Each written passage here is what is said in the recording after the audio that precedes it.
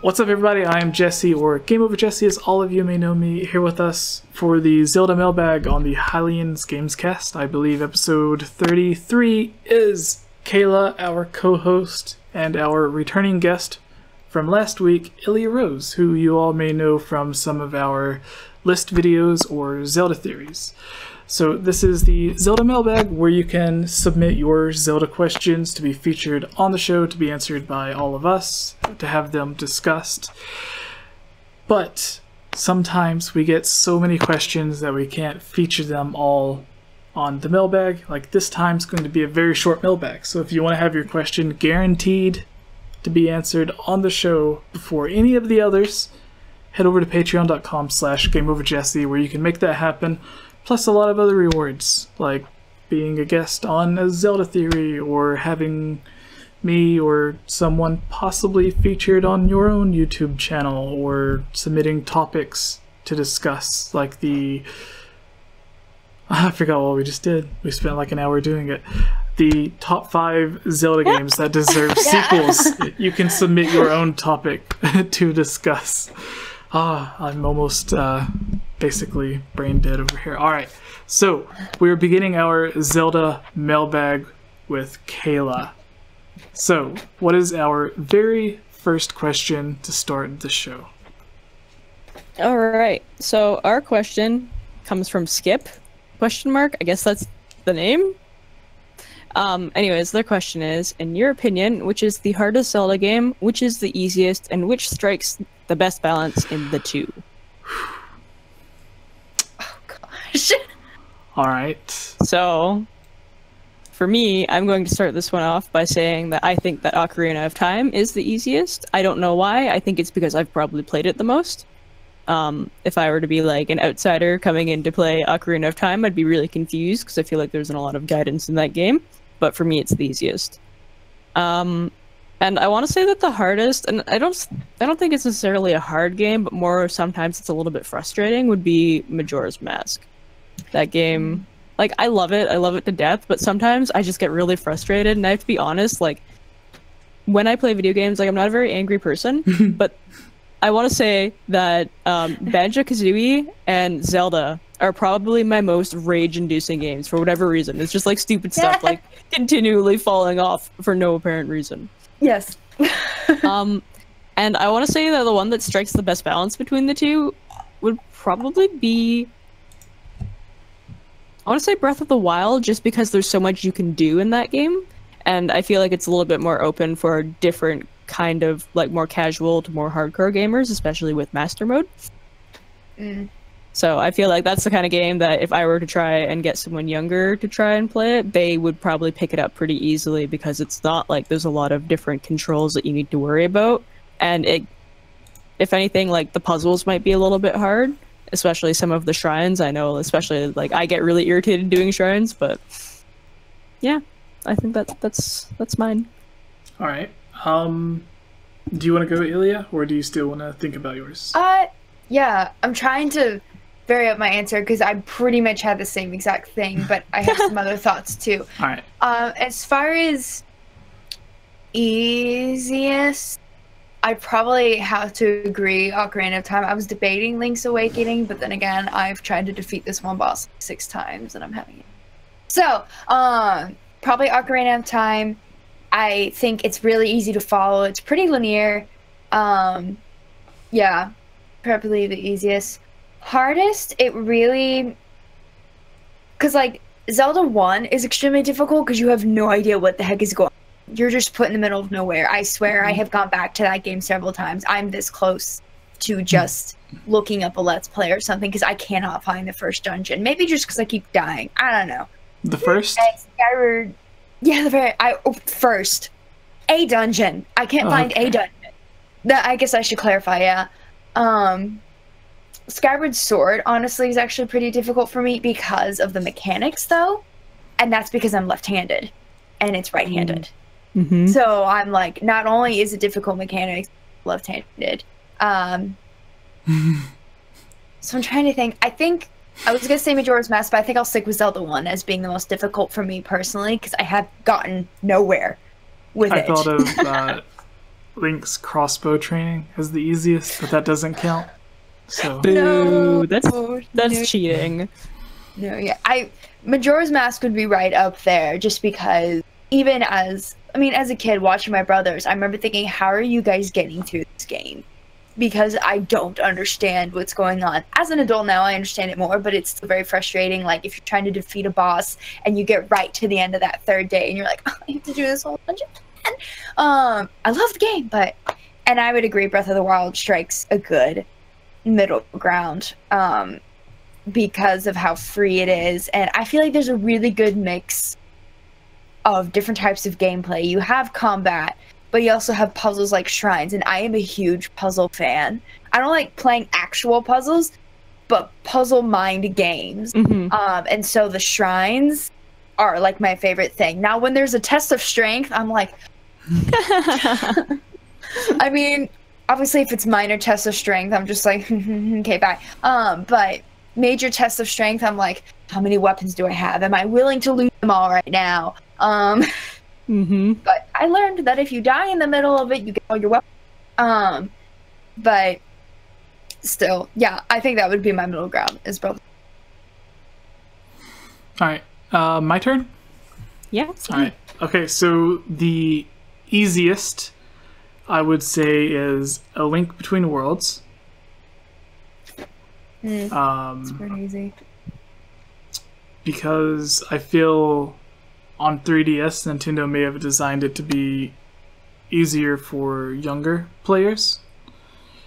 And then, yeah, I actually didn't think about the 3DS games because I found that those ones were much easier than a lot of the console ones. I was going to say true. Triforce Heroes, but I feel that's kind of a cop-out. What is Triforce Because Heroes? It depends. Well, like Triforce Heroes, you could be really good, but it just depends on how well the other people are playing. If you're playing it by yourself, it's probably one of the hardest because I think you have to like control the other people.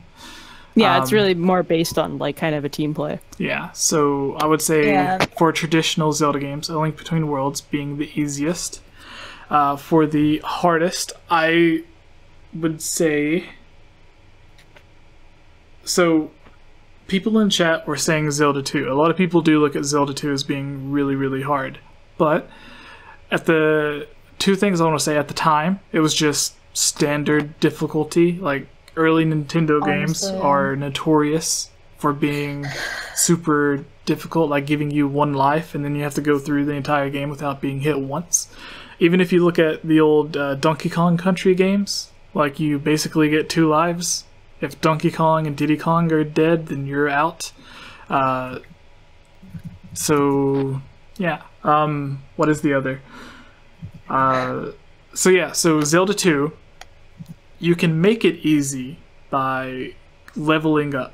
As long as you're like a really high level, you could go to the hardest parts of the game and still have like an easy challenge. It won't be as difficult, which is like typical RPG. Like if you go somewhere playing Final Fantasy or any RPG, then you're going to have a hard time if you are like a low level. So if you level up, you can go back, and then before where you had a very difficult time, this time it's really easy. You can kill everything with one hit. That's how RPGs work. So I would go with Zelda 1 as the hardest Zelda game. Because, as you mentioned earlier, like it just drops you in, you have no idea where to go. And then sometimes, like, you'll go into a dungeon, without spoilers for Hylia, and there'll be, like, tons and tons and tons of new enemies, that are just, like, surrounding the room. And just like most Zelda games, you have to clear out all of the enemies before you can go on to the next one. And in the original, they had walls that you could bomb, but there was no way, like, in Ocarina of Time, when you bomb a wall, there's like a marking on the wall to tell you, hey, this wall's cracked, you can bomb through it. The original, there's no cracks. It looks the same as anything else. So how are you... everything. Yeah. So a lot of people used to like make their own maps and then mark the squares where there were bombable walls. Like you can go through and hit the wall, and it'll like make a higher pitched sound with the sword. But like... no one's going to go through the entire game hitting every single space. Hidden walls, yeah. So, which reminds me a lot in Fortnite, like at the bridge next to the car, or like the tunnel, I mean. There's the wall that you can go through. It always reminds me of Zelda, because it's like you tear down the secret wall and there's chests behind it. So it's like, yeah. Anyways, but the average game, I would say, is Wind Waker. Oh, yeah. So, because I feel the cartoon design, their intentions were to make it slightly easier for kids, because kids would be more attracted to the cartoon style. It doesn't have quite as many dungeons. I think it has like 5 or 6 dungeons. So yeah, it's not many. More than Majora's Mask, which had 4, 5 if you count Iconic Castle. And then the Moon had like a bunch of mini dungeons. But Ocarina of Time had like 10 or 12, and then Twilight Princess had like even more. So with Wind Waker, it's boring when you're sailing from one place to another, but that doesn't make it any more difficult. And the difficulty of the dungeons, I feel, are slightly the same as Ocarina of Time, but you're able to do a bit more inside them because you have the extra processing power. Like you have one dungeon where you have to use the boat to navigate. So, and then, yeah, like there's no confusion of if I do this in the past, it'll make this happen in the future. Like in Ocarina of Time or Majora's Mask, where like you have to keep going back and forth to solve side quests. So Wind Waker, I would say, is like the perfect game that's like set in the middle for difficulty. Moving to our final question, I guess. No, second. No, second. Oh, that was a long question. Sorry. Yeah, it was a long question. Because like we had to list It was 3 a good each. question. So Yeah. I know. No, I really liked that one when I was scrolling through them earlier. okay. So Yeah, Ilya, yeah. what is your question? Well, were any of them Patreon people? No. Just questioning. I didn't see No. any, no. Okay, I wasn't sure because I'm not familiar with. So I want to say checked. it's really cool that like 40 to 50 people have been watching the entire time. I think based on the time that we're doing it, especially for different time zones, like maybe some people are watching or like listening to this when they're like maybe getting ready for sleep or something, right? Yeah. Let us know what That's you're what doing. I would do at school. I would like read something or be studying, and I'd have this playing. Yeah. What, this podcast? Yeah. Ah. Oh, It always- And I would I just wasn't there at that time, but It- I would be at work, which I worked in a lab, like a computer lab, so I just sat there and I would just have my headphone like this so I could hear people Yeah. if they needed the printer cartridge changed or something. And it would start during like towards the end of my Sunday work shift when it was on Sundays. And then I would get back home, get up to date, and I would just kind of be doing things, getting ready until I heard Mailbag, and I'd be like, okay, are they going to answer my question? And almost always my question was answered. And I was like, Nice. Yeah. We go through and like we'll skip if there's like bad questions. So your questions were always good. Like, and then there'll be some times where like Daniel will be like, "This is just a stupid question." there'd be some things that were like statements, and I'm like, why did you? unfortunately Like, I'd for this see it. mailbag, some of them are really directed to Daniel, and he's not here today. About so. burgers. Yep. I'm like, he a vegetarian. So everyone in the chat, after Ilya, I'm going to do the very last question. So if you want your question answered, put it in the live chat or head over to Discord and then you can tag me, but you can also tag me in the chat. I want to say like Ashley in the chat right now. She was the first, one of the first people that told me that they listened to my podcast at work, which is always what makes me happy because I listen to YouTube videos and podcasts like 24/7. That way I'm not stuck with my own crazy thoughts. I can just focus on whatever they're talking about. So whenever other people tell me that they listen to my podcast the same way, then it makes me excited because I'm like, that's what I do with podcasts. So like you and Ashley and the other people in the chat, it's really cool. I think Kayla's the only one that didn't listen to the podcast before she was invited on. Alright, so do you got your question? I do. Okay. It's pretty simple, but it intrigued me right when we started the podcast. It says in parentheses, plumber, all caps, table, Fleo, yeah. knock. Do you know the emoji or like the text that looked like someone flipping a table? Oh. Yeah. So Yeah, gotcha. they used to do that all the time in the chat, so he changed his name to like Table Fleo. Yeah, when I first joined the Discord, you guys have this weird table flipping issue. Yeah. Not me. I think I've only used it like one time in my entire life. It was towards when I joined, I saw all that too. Yeah. So his name's a reference to a past time. Got it. Well, table flipping dude asks, which Epona is your favorite and why? And I say Twilight Princess because you can talk to her and she's like, go back to your normal form, please. Yes. Yeah. He's in the chat right now. A plumber to the past. Oh, that is him. Yeah. Yeah, that's him. So he's Hello, getting his plumber to the question past. answered live. Hi, dude. I know that feeling. It's a good feeling. I would say, is it really? It is. I thought people would just be like, "Oh, cool, my question got answered, and that's it." Well, I remember because I only knew my question was answered because I wasn't able to watch the podcast because it was the title of the video when y'all separated it, and I was like, "What?" And I watched, and I just kept skipping till I got to that part, and I was like, oh, "That's my name, except it's not my name, but name. What?" And all my friends are like, because they have no idea what Zelda is. Yay! And I'm like, you don't understand. I thought it was really cool, Nice. but Yeah, Gibbs did the table flip thing in the chat. Now everybody's doing it. oh my god. Oh no, the table I flipping. love the little ones with the parentheses because it just looks like some squat man. Yeah. Yeah. Just love Alright, it. so everyone's favorite Epona. Mine was Twilight Princess. Alright.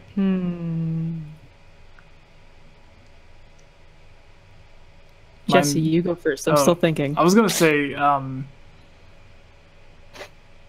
so mechanically speaking, Breath of the Wild Epona lets you, like, you can just go on a trail and then like look around, so you can look at the surroundings and stuff. You don't have to worry about it running into a tree. Which, when he said that, I was like, well, Ocarina of Time, there really weren't any trees.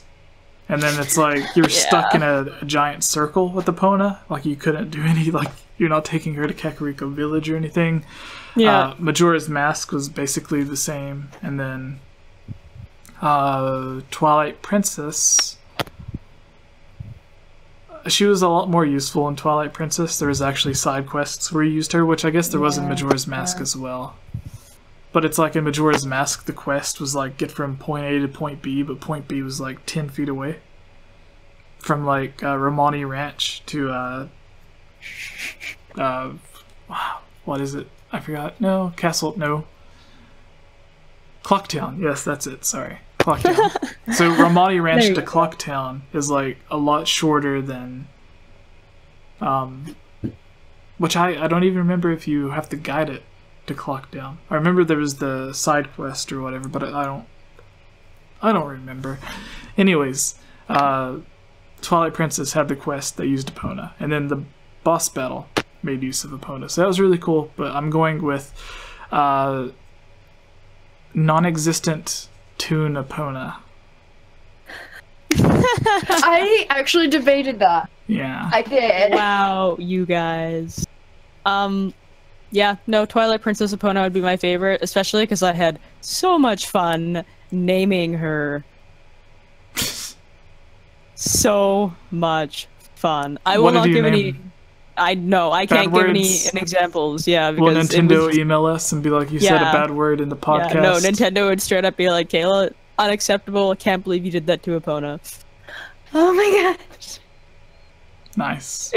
It's just so funny because like the way that people talk in the game, like it just prompts it so well. It's like if you've seen people when you name Link like dude or bro or whatever, like it makes everyone in the game seem really We chilled need out. your help, dude. Dude is our only hope.